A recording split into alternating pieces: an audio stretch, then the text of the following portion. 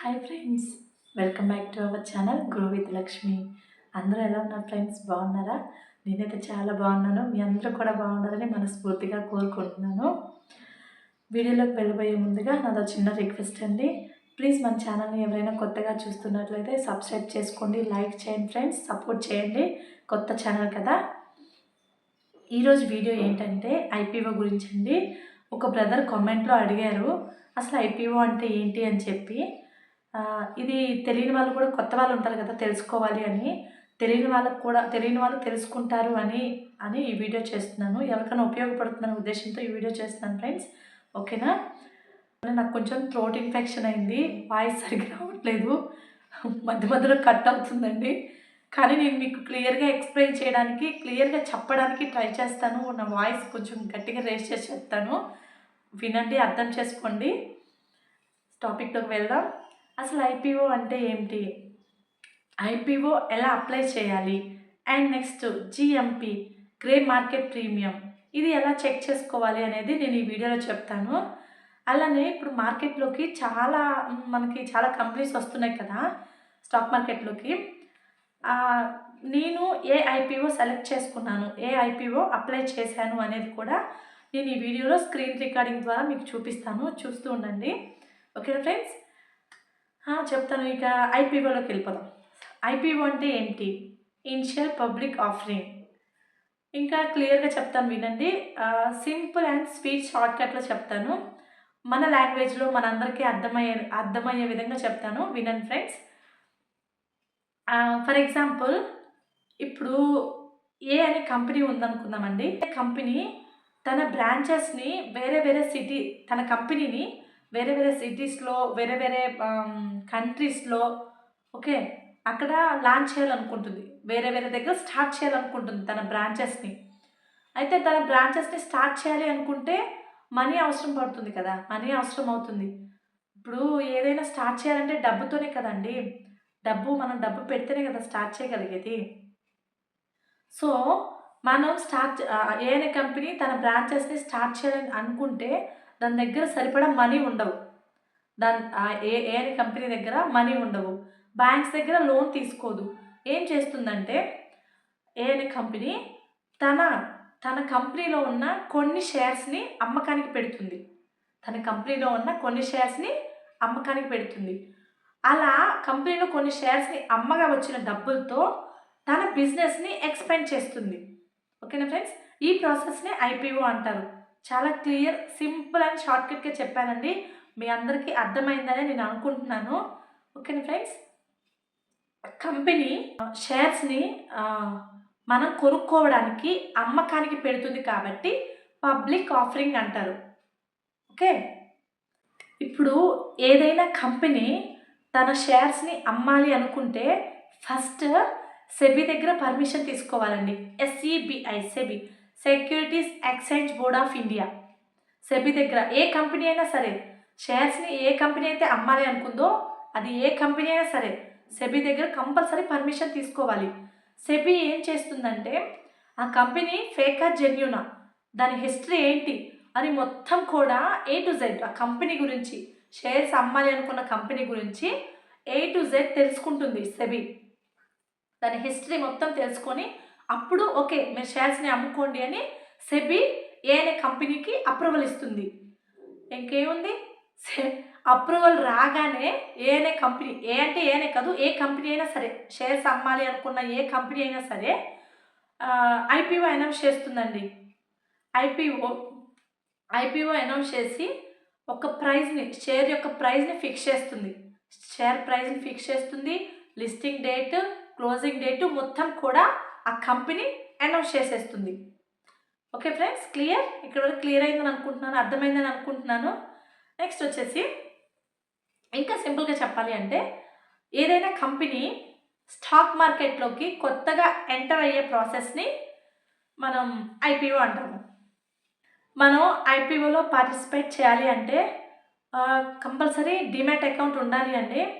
నేను ఆల్రెడీ మన ప్రీవియస్ వీడియోలో చెప్పాను, డిమ్యాట్ అకౌంట్స్ చాలా ఉన్నాయి. మీకు నచ్చిన డిమ్యాట్ అకౌంట్ని మీరు చూస్ చేసుకోండి. నేను గ్రో యాప్ మీకు తెలుసు కదా! గ్రో యాప్ త్రూ నేను స్టాక్స్‌లో మ్యూచువల్ ఫండ్స్‌లో ఇన్వెస్ట్ చేస్తున్నాను. సేమ్ గ్రో యాప్ త్రూనే నేను ఐపీఓకి అప్లై చేశాను.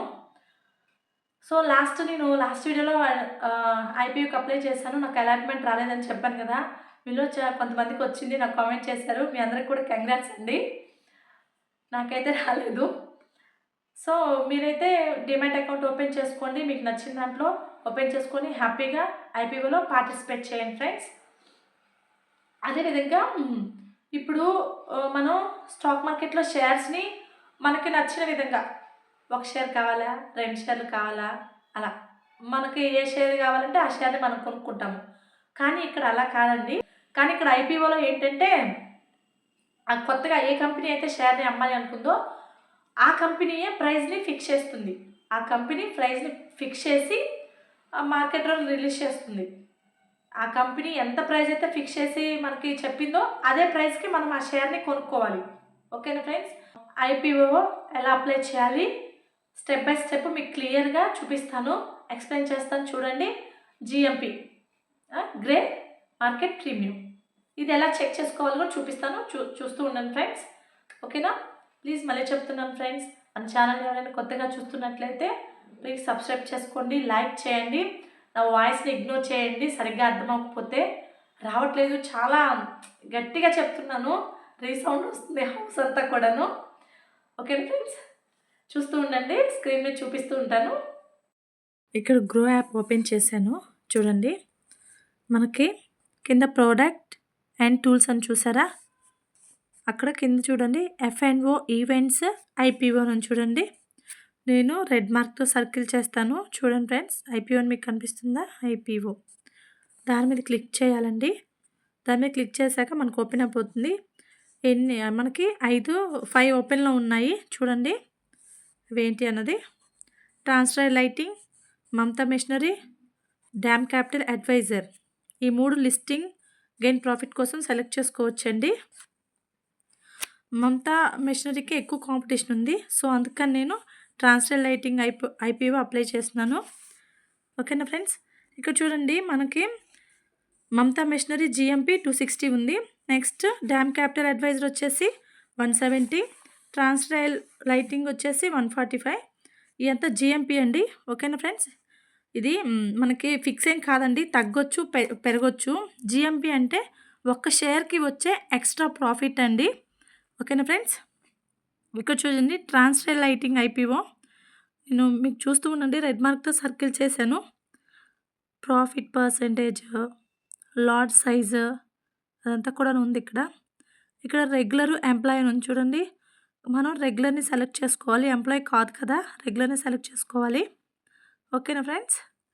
మీరు చూస్తూ ఉండండి. నేను రెడ్ మార్క్తో సర్కిల్ చేస్తున్నాను క్లియర్‌గా ఉంటుందని చెప్పి. ఓకేనా? నెక్స్ట్ ఇక్కడ వచ్చేసి మనకి కంపెనీ యొక్క స్ట్రెంగ్త్, రిస్క్స్ అని ఉంది చూసారా?